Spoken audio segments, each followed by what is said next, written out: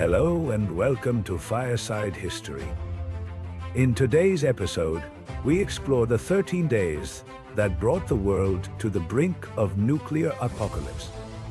Imagine for a moment that it is October 1962. A simple aerial photograph, taken in secret over the skies of Cuba, reveals something unthinkable. Soviet nuclear missile bases, a breath away from the coasts of the United States. Suddenly, the world's two superpowers look each other in the eye, with a finger on the red button. How did we reach such a dangerous point? Let's begin with today's story. Imagine the silence at 21,000 meters altitude. It is the morning of October 14th, 1962. Pilot Richard Heiser flies alone in his U-2 spy plane over western Cuba. Below, the island looks like a tranquil paradise. His mission is to photograph, nothing more. An almost routine task in the tense calm of the Cold War. But the film he carries on board will change the course of history. Hours later, in a sterile laboratory in Washington, the rolls are analyzed. Experts from the National Photographic Interpretation Center pore over the enlarged images. At first, they only see rural landscapes. But then, someone points out a strange geometric formation near San Cristobal. They are launch ramps. There are missile tents, transport vehicles, and control bunkers. There is no possible doubt. They are bases for Soviet SS-4 ballistic missiles. The news explodes like a silent bomb in the White House. A classified report lands on President Kennedy's desk. The data is chilling. Those missiles can carry a nuclear warhead with a power several times greater than that of Hiroshima. And worst of all, they can reach Washington District of Columbia in less than 13 minutes. Think about that. An attack could be launched and reach its target before the president had time to be evacuated. Defense was practically impossible. Kennedy knows that public panic would only worsen things. The response must be calculated and secret. Immediately, he gathers a group of his closest advisors, his brother Robert, the Secretary of Defense, the Secretary of State, and high-ranking military officials. They form the Executive Committee of the National Security Council, known as EXCOMM. Their first meeting takes place in an atmosphere of extreme gravity. On the table, there are no good options. There are only bad options and worse ones. How could that threat be removed without provoking an apocalypse? Inside the White House, the air was unbreathable. EXCOMM meetings became an intellectual battlefield. Two irreconcilable factions formed almost instantly. The Hawks, who demanded an immediate military response, and the Doves, who advocated for prudence and diplomacy. At the head of the Hawks was General Curtis LeMay, Chief of Staff of the Air Force. LeMay was not a man of subtleties. For him, the missiles were an act of war, and the response had to be just as forceful. His proposal was simple and brutal. He proposed a massive and surgical air attack to annihilate the bases, followed by a total invasion of Cuba. He considered anything else cowardice. It is said that he snapped at the president. The Soviets will do nothing. At the other extreme was Robert McNamara, the Secretary of Defense. A man of numbers and cold logic, he saw LeMay's plan as a death sentence. But was a surgical attack really possible? He believed it was not. He argued that it was impossible to guarantee the destruction of all missiles. If just one survived and was launched, millions of people would die. An attack on Cuba, he insisted, would provoke an immediate Soviet response, probably in Berlin. That would initiate a chain of events that would lead directly to nuclear war. Faced with a direct attack, the Doves proposed a less aggressive option. A naval blockade around Cuba to prevent the arrival of more military material. To avoid it sounding like an act of war, they decided to call it something softer. A quarantine. And amidst this crossfire of opinions was Kennedy. He listened to his generals calling for war, and his diplomats' warning of the apocalypse. He was neither a hawk nor a dove. He was the man who had to make the final decision, knowing that a miscalculation could wipe entire cities off the map. The pressure was monumental. Each argument had its terrifying logic. Should he strike first and risk everything? The clock was ticking, and the world held its breath. After days of secret and agonizing debate, Kennedy had made a decision. It would not be the massive air attack his generals demanded, nor would it be the inaction some feared. He chose a middle path, a move as risky as it was precise. On the night of October 22, 1962, the world held its breath.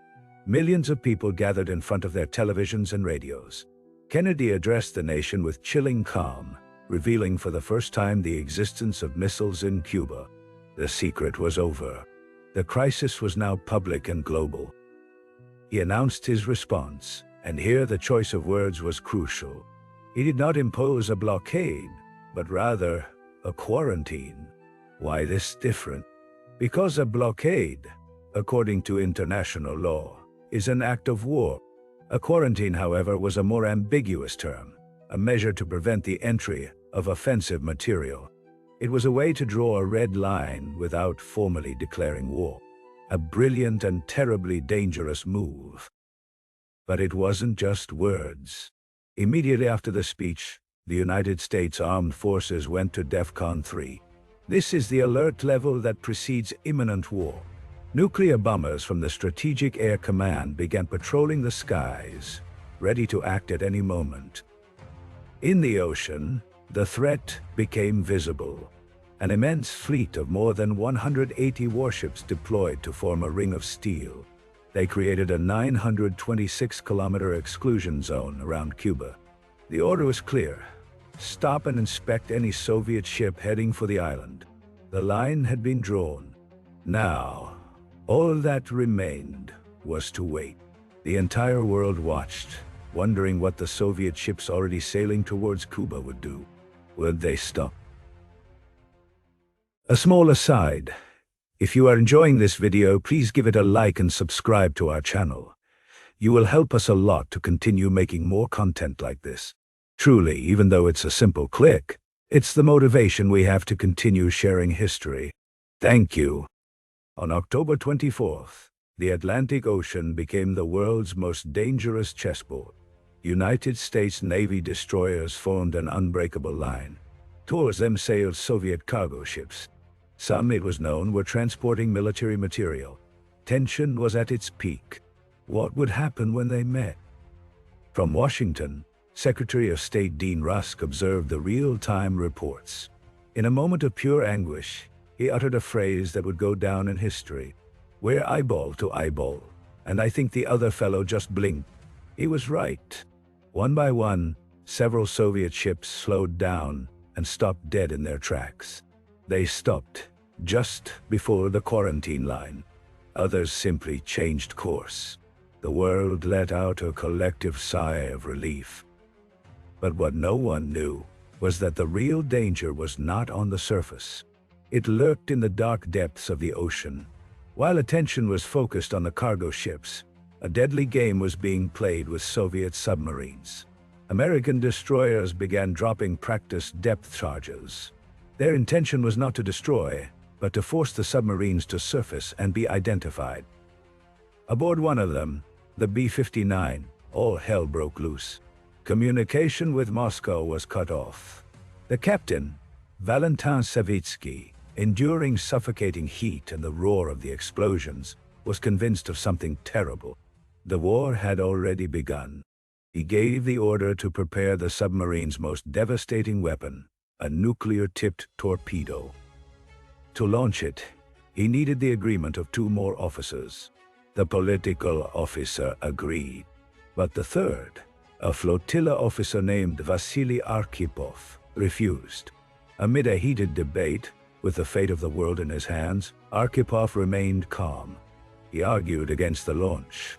His solitary vote prevented an act that would undoubtedly have triggered the nuclear apocalypse. One man, in an isolated submarine saved the world by pure common sense. The relief that followed the submarine incident was terribly brief.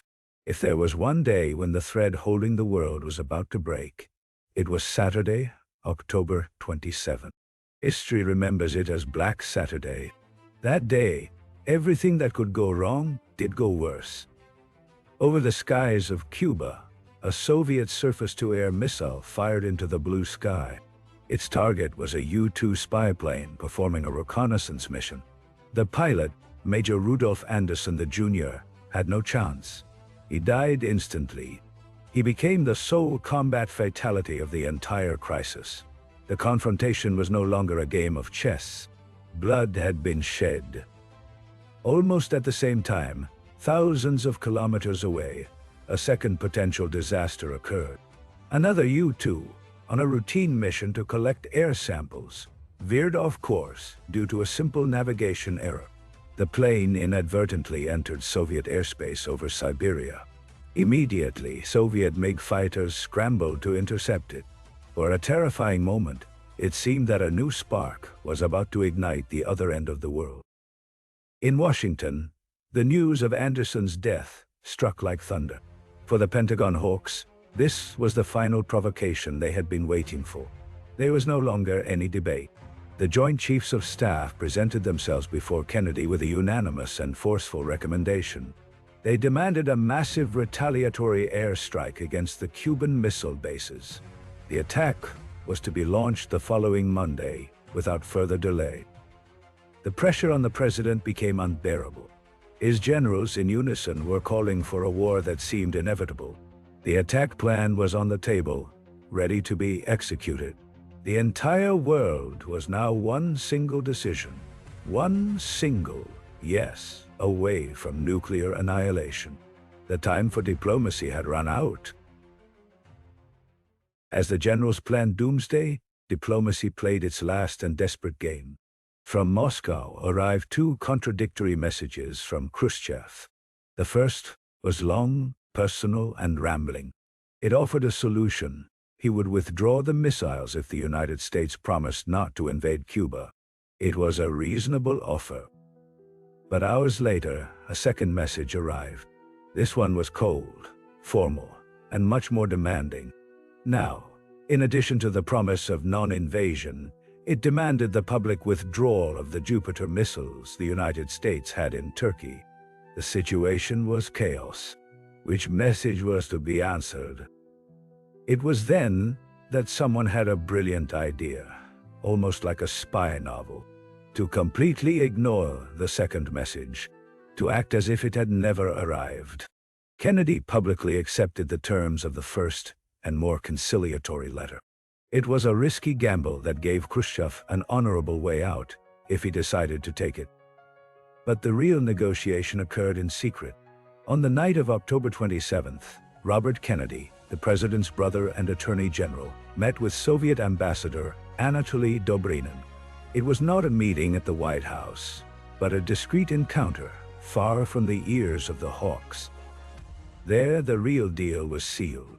Publicly, the Soviet Union would dismantle the bases in Cuba under UN supervision. In exchange, the United States would commit not to invade the island. End of story for the public. But Robert Kennedy added a secret condition, a quid pro quo that remained hidden for decades. The United States would also withdraw its Jupiter missiles from Turkey. Of course, it could not be part of the public agreement. It would be an action carried out months later, discreetly. This secret concession was the key to everything. It allowed Khrushchev to present himself to the Kremlin not as someone who had backed down, but as someone who had achieved a strategic victory. It was the move that allowed both leaders to step back from the abyss without losing face, and incidentally, save the world. On the morning of October 28th, the world was still holding its breath. The secret agreement was just that. Secret. No one knew what to expect. Then the news arrived via Radio Moscow's airwaves. Khrushchev's voice resonated across the planet, announcing the Kremlin's decision. The missile sites would be dismantled. The offensive weapons would return to the Soviet Union. The crisis was over. Imagine the relief. It was as if all of humanity exhaled in unison, a sigh that swept across continents. The 13 days of dread had concluded. But once the immediate fear dissipated, a deep scar remained. Those days left a terrifying lesson in the world's collective memory. Both superpowers had looked directly into the nuclear abyss. They saw how easy it was to fall into it, due to a simple miscalculation or an accident.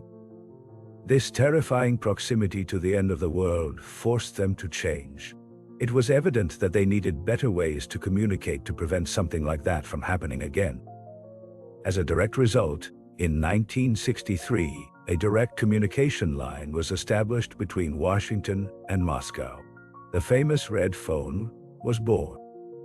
Although it wasn't actually a telephone, but a secure teletype, its purpose was clear: to allow leaders to speak without intermediaries in moments of maximum tension. That same year, another historic agreement was signed. The Partial Nuclear Test Ban Treaty, the first major arms control pact of the Cold War.